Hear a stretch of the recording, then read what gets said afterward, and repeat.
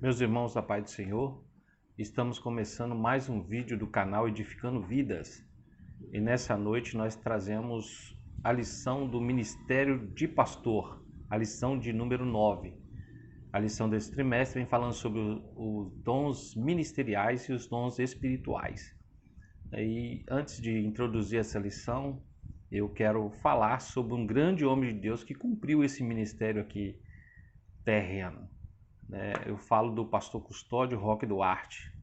Infelizmente partiu para a eternidade no dia 26 de maio desse ano. E a gente vê no pastor Custódio um grande legado, um exemplo de vida para nós. Eu que convivi alguns anos de perto com o pastor Custódio e minha família foi abençoada pelo ministério do pastor Custódio, né? É um exemplo para nós, e meu pai, minha mãe foram batizados através do pastor Custódio. O pastor Custódio fez o casamento do meu pai e da minha mãe, fez o meu casamento, e fomos batizados também pelo pastor Custódio. Então foi um grande homem de Deus que teve o seu ministério aqui cumprido, né? Morreu com 102 anos de idade. Então, deixou um grande legado para nós, um exemplo de vida, um homem que deu a sua vida, dedicou no ministério pastoral, né? Então, um grande exemplo para nós, quando nós vamos introduzir essa lição sobre o ministério do pastor, vem a lembrança ao nosso pastor Custódio, que partiu para a eternidade, infelizmente, mas cumpriu aqui a sua missão como pastor e deixa um grande legado para nós, um grande exemplo, e nós temos a responsabilidade da continuidade, né, nesse trabalho que ele desenvolveu aqui na região de Mantena, né? Nessa região aqui, que deixou para nós cerca de 40 ou mais igrejas, né, fundada por ele, cerca de 42 igrejas, né, e está agora sob a responsabilidade do pastor Rondinei. E achei bem interessante o pastor Rondinei falar que ele não queria construir a história dele, mas continuar a história do pastor Custódio. Estava essa responsabilidade sobre os ombros dele, né? E agora ele tem que cumprir essa missão e continuar a história do pastor Custódio, né? E nós somos muito felizes e abençoados pela vida do pastor Custódio, e agora dando continuidade através do nosso pastor Rondinei, né? E com certeza a obra do Senhor tem progredido e está crescendo. Vamos lá. O ministério de pastor. O texto áureo fala que João 10, versículo 11, fala assim, que Jesus fala: eu sou o bom pastor dá sua vida pelas ovelhas. Então Jesus se mostra aqui como um exemplo maior no ministério pastoral. E ele fala que, sendo bom pastor, ele dá a sua vida, ele entrega a sua vida pelas ovelhas, né? Ele se coloca no lugar da ovelha, ele tem essa empatia, quer dizer, se colocar no lugar da ovelha para conviver com ela e dando o maior exemplo como o pastor deve se portar, né? Então, o maior exemplo disso nós vemos através da vida de Jesus, é entregar a sua vida pelas ovelhas, né? Abrir a sua mão, a sua vida, entregar a sua vida, abrir mão da sua vida particular e sim entregar pelas ovelhas, né? E assim conduzi-las, né, à salvação, conduzi-las ao caminho da vida eterna, né? E a verdade prática fala-se por meio do ministério pastoral. Por esse meio, por esse caminho, as ovelhas, elas são conduzidas a Jesus Cristo, né? Então esse é o caminho que vai ser conduzir as ovelhas a Jesus Cristo, né? Que é o maior objetivo, é a maior missão do pastor aqui na terra, é conduzir as ovelhas a Cristo, né? E essa é a verdade prática dentro do ministério pastoral, né? Essa é a maior missão do pastor, né?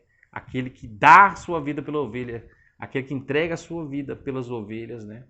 Essa é a maior missão dele, é conduzi-las a Cristo, né? Que é a sua salvação, que é levar a ovelha a ser salva por meio de Jesus Cristo, né?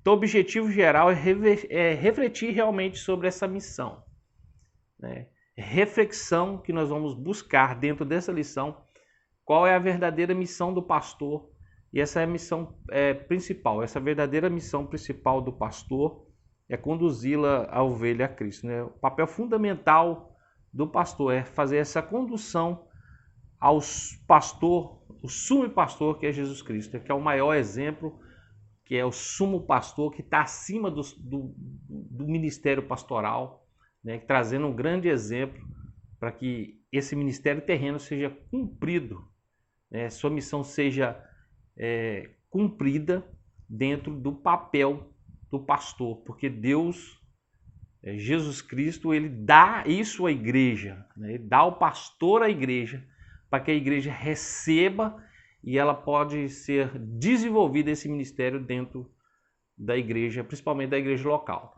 Nós vamos ver algumas características no ministério pastoral que abrange, sim, em vários aspectos, mas dentro da igreja local. Ele não avança mais, né, para fora das quatro paredes, né? Ele não tem uma missão igual o missionário que vai a campo, o evangelista, né? Mas sim dentro da igreja local ele vem trabalhando em várias funções, em vários aspectos. Nós vamos ver que tem dentro do ministério missionário, tem dentro do ministério de evangelista, mas na igreja local. Entre quatro paredes ele vai trabalhar com o seu rebanho, né? Como o pastor trabalha com o rebanho, que trabalha com as ovelhas, o ministério pastoral é assim, dentro da igreja local, ele vai trabalhar, desenvolver, discipular e assim trabalhar com as ovelhas, né? A introdução fala: ser pastor sempre foi uma tarefa árdua. Muitas são as demandas internas e externas da igreja local, entre elas o cuidado para com as pessoas do rebanho, visita aos enfermos, questões relacionadas à administração eclesiástica e constante desafio de dedicar à oração, à pregação e ao ensino da palavra de Deus. É interessante essa questão que traz essa analogia entre pastor e ovelha, é que o pastor, né, de ovelha, ele tem o cheiro da ovelha, né? Ele tem esse cheiro, né, que vai trazer essa empatia que eu falei no começo, que ele vai se colocar no lugar da ovelha para sentir as necessidades das ovelhas.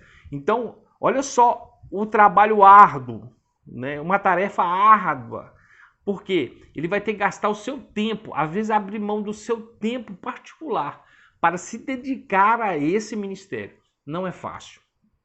E nós estamos vendo muitas pessoas brigando para ser, ou até comprando carteirinhas de título de pastor. E Hebreus, você vai ver que Hebreus capítulo 5 vai falar que ninguém pode tomar para si essa honra. Então nós temos que ter muito cuidado e saber que é uma tarefa muito árdua. E é Deus, é Jesus Cristo que dá esse ofício, que vai dar o pastor, o ministério do pastor à igreja. Então é um chamado, né? É uma escolha do próprio Jesus. Então ninguém pode tomar para si essa honra, ninguém pode ir lá e comprar esse título, né? Tem que ter um chamado, né? Tem que ser escolhido por Deus, não é assim de qualquer maneira, né? Então nós sabemos que a tarefa é árdua, né? A função ela traz muito, gasta muito tempo, né? Para desenvolver esse ministério, né? É algo muito sério.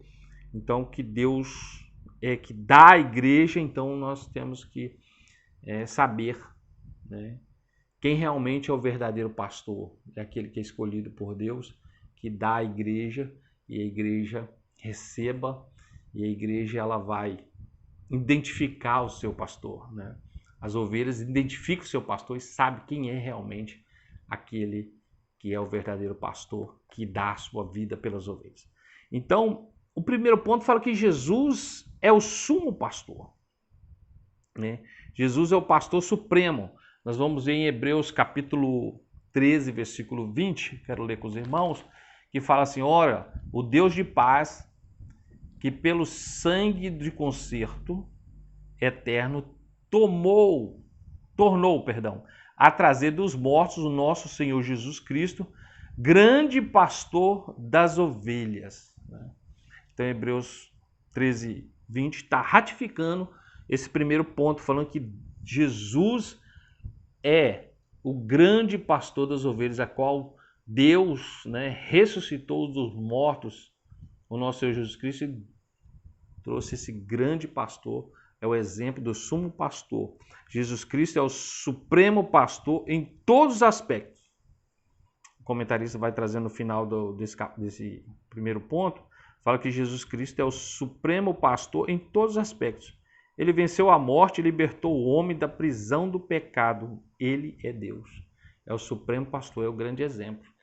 Se nós queremos seguir o ministério pastoral, se nós somos guiados pelo ministério pastoral, nós temos que saber que essa é a hierarquia, que Jesus é o supremo pastor. E ele deu pastores, né, e são dons ministeriais. E dons ministeriais são homens dons. O próprio pastor, ou evangelista, ou apóstolo, ele é o próprio dom. Porque ele é o próprio presente que Jesus dá à igreja. Então são homens dons, né, que é selecionado, que é escolhido por Jesus, e ele dá à igreja. Pega homens dons, que é o presente dele, para dar à igreja. Olha que coisa maravilhosa. Ele é Deus. E ele é quem dá. Ele é quem escolhe. Ele é quem chama. Ele é quem dá. Ele capacita. Ele transforma. E ele dá à igreja, e a igreja recebe o presente. E a igreja é edificada com esses presentes. São homens dons que a igreja recebe para que seja desenvolvido esse ministério na igreja. E com certeza o corpo de Cristo, ele é edificado, que é a igreja dele. Amém? O segundo item fala que o pastor conhece as suas ovelhas. O bom pastor identifica, o adjetivo bom identifica Jesus como o pastor que por amor protege e cuida das ovelhas. Jesus vai falar que eu sou o bom pastor e conheço as minhas ovelhas e elas me conhecem, né? Então, quando o pastor ele chama as suas ovelhas, ela identifica pela voz do pastor. Ela não é enganada.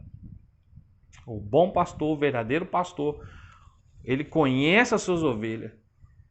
Ele chama cada uma pelo seu nome e elas não são enganadas, ela conhece a voz do seu pastor.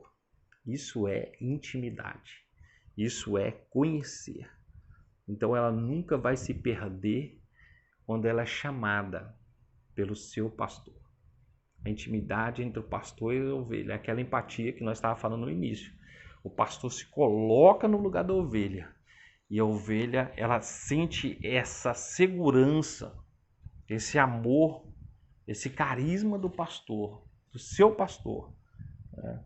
Então ela ouve a voz do pastor, ela conhece o seu pastor, e ela atende a sua voz, né? E aqui no final ele fala, o bondoso Salvador conhece a sua igreja por inteiro e se relaciona com cada membro, né? O pastor, ele, apesar da ovelha ser parecida uma com a outra, idêntica, ele chama cada uma pelo nome, né? Ele conhece cada uma delas, né? Ela conhece cada membro, ele sabe a necessidade de cada um e ele trabalha com cada um de maneira diferente, suprindo as suas necessidades, né? E isso é intimidade, isso é relacionamento que tem que haver entre o pastor e a ovelha. Amém? O terceiro item desse primeiro ponto fala que o pastor dá a sua vida pelas ovelhas. No finalzinho do item fala que os verdadeiros pastores da igreja devem imitar o sumo pastor Jesus. Nele não há jamais exploração de alguns dos rebanhos, e isso deve servir de exemplo a todos aqueles que desejam ministrar a igreja do Senhor, tal como ensinar a palavra. E lá em 1 Pedro 5, 2, versículo 4, até o versículo 4, eu quero ler com os irmãos, porque nós vemos que Pedro vem falar aqui a necessidade de cuidar, de apacentar o rebanho do Senhor, né? E fala assim, apacentai-vos 1 Pedro 5, versículo 2, só para situar aí, para a gente estar situado. 1 Pedro 5, 2 até o versículo 4, fala assim: apacentai o rebanho de Deus que está entre vós. Tem cuidado dele, não por força, mas voluntariamente, nem por torpe ganância, mas de ânimo pronto, nem como tendo domínio sobre a herança de Deus, mas servindo de exemplo ao rebanho. E quando aparecer o sumo pastor, alcançareis a incorruptível coroa de glória. Então, o desenvolvimento, o trabalho do pastor é esse, a função de apacentar o rebanho de Deus que está entre nós, entre vós, tendo cuidado dele, não por força, mas voluntariamente, nem por torpe ganância, mas de ânimo pronto, né? Nem tendo domínio sobre a herança de Deus, mas servindo de exemplo ao rebanho. Então, olha só a característica do verdadeiro pastor, né? Ele está como exemplo, né, do rebanho, né? Está servindo ao rebanho e não por força, mas voluntariamente o rebanho vai obedecendo e vai sendo edificado, né, pelo ministério pastoral, né? Então Pedro traz essas advertências ao pastor para que ele apacente o rebanho do Senhor, né? Não por força nem por violência, mas voluntariamente, né? Não dominando, não massacrando o rebanho, mas sim cuidando e zelando, apacentando o rebanho do Senhor, né? Então a característica do verdadeiro pastor, do bom pastor, que é que desenvolve esse ministério, primeiro, ele dá a sua vida pelas ovelhas. O que é isso? Ele expõe a sua vida na luta contra o mal. A ovelha está passando por certas dificuldades. A ovelha está passando por momentos difíceis, em que o mal está atacando, que está chegando o mal, que a fera está chegando até ela para atacá-la. E o bom pastor, ele expõe a sua vida na luta, ele se coloca à frente na defesa da ovelha, né? Sempre lutando contra essas feras e protegendo a ovelha, se colocando no lugar dela, à frente dela para proteger, né? Segundo, ele conhece as suas ovelhas, mesmo ela sendo idêntica, igual eu já falei nesse ponto, mesmo ela sendo idêntica, parecendo uma com as outras, a ovelha é muito parecida uma com as outras, ele conhece cada uma delas e chama pelo nome, né?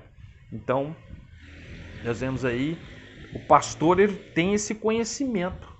Por que ele tem que ter esse conhecimento? Porque cada uma, apesar de parecer uma com as outras, cada uma tem a sua necessidade. E o pastor precisa de conhecer, identificar a ovelha para que ele possa ver a necessidade. Se uma está passando por certas aflições, outra está passando por outras lutas, a outra está se perdendo e assim por diante. A outra precisa de água, a outra precisa do alimento, né? Então, ele vai trabalhando de acordo com a necessidade das ovelhas. Ele guia suas ovelhas, ele vai à frente das ovelhas, conduzindo-a. E nessa frente, quando ele vai conduzindo as suas ovelhas, ele vai livrando ela do mal. Ele vai protegendo ela de ataques que venham contra as ovelhas, né? Então o pastor, ele guia, e ele guiando, ele está à frente.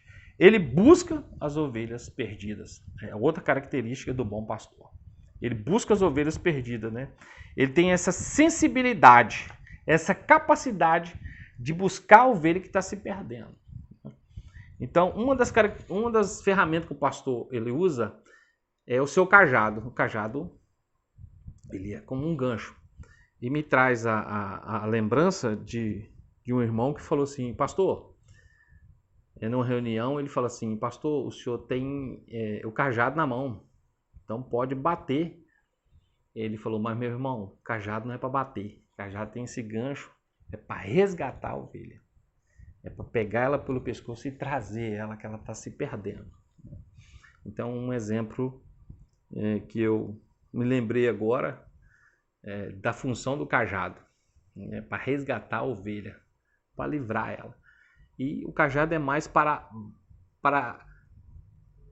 fazer esse resgate, mas para bater não na ovelha, mas bater nos animais que vêm contra as ovelhas, né? Amém?